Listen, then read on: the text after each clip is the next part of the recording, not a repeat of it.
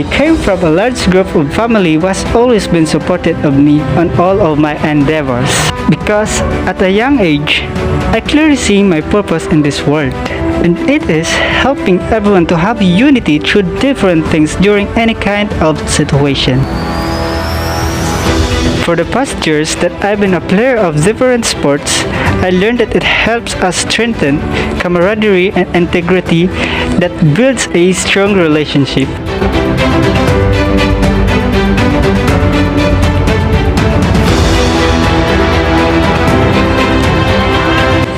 In this time of pandemic, despite our many pressing concerns, the sport remains essential for our well-being.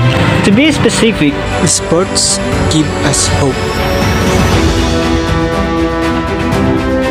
that's why I would like to launch a simple campaign, #StayActiveAndHealthy, to raise awareness about the importance of physical activity.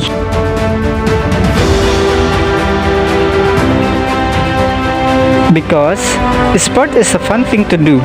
It can also serve as a bonding moment together with your friends and families. This campaign aims to discover and showcase a way to stay active, creatively designing new routines to be done at home.